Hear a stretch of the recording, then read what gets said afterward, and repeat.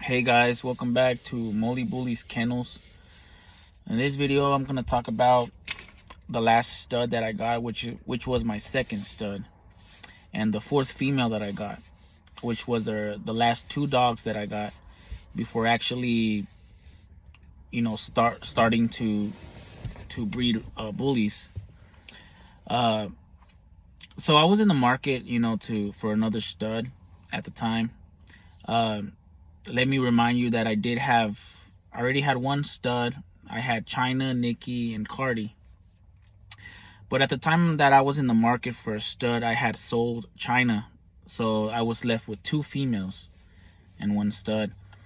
So, I was in the market for a stud, and I came across a breeder, that I had heard really good things about, and that had really good quality dogs. So, I hit him up and I told him, I'm like, hey, do you have anything? I'm looking for a puppy, for a future stud for my camp. And, luckily he had puppies, around the time that I hit him up. I think they were recently born, and he sent me some pictures, and he sent me the information. He's like, hey, I got this blue tri available. And I was like, okay, well, I mean, he's nice and everything. And he even sent me the pedigree. He talked about his lineage and all that good stuff. So to me, it was a good idea. I was like, okay, well, that seems like the stud that I need to get. So I waited till he was able to be rehomed. Then I went to go to pick him up. And when I met him, he was really nice. He was a really nice puppy, blue tri. He had blue eyes, I believe. And yeah, I was excited. I was excited to add another stud, another quality stud to my camp. So I had got him, and I was all happy, and I had brought him back to the camp, and I was all excited because I had two studs now.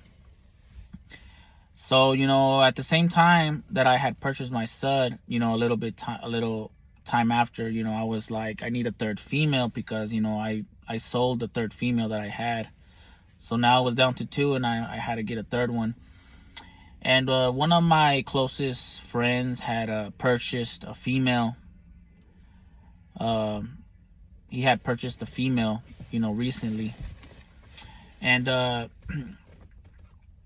after a few months, he wasn't able to take care of her. He had some other things that he had to address, and it just wasn't a good time for him to take care of her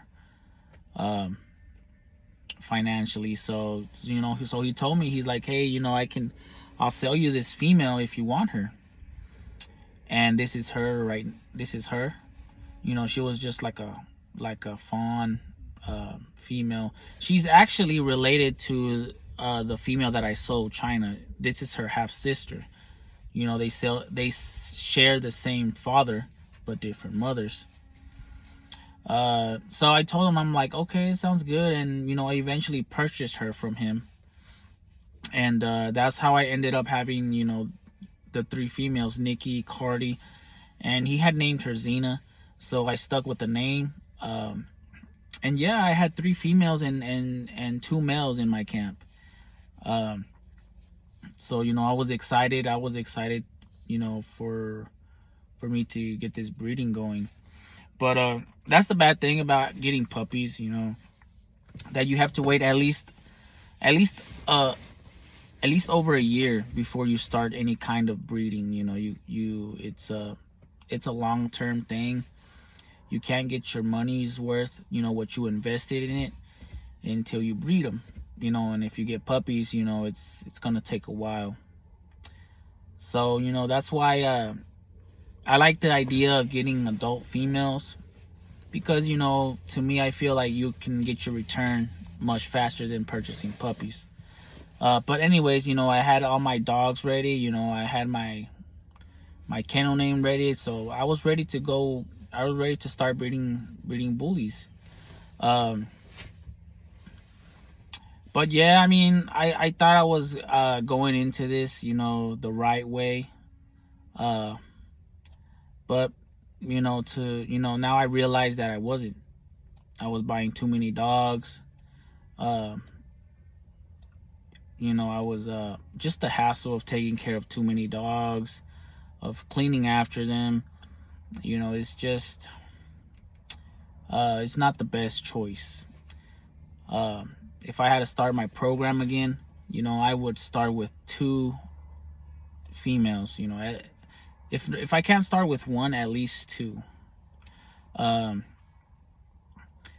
as far as studs, I would not purchase any stud. I feel there's a lot of studs out there, a lot of quality studs that can offer you services, and that you can, create your own stud eventually. That's something that I want to do. I want to create my own stud. But for the meantime, I'm gonna use studs that are out there. But yeah, that's basically how I did it. If you watched my previous videos, I think it's about 4 videos prior to this one.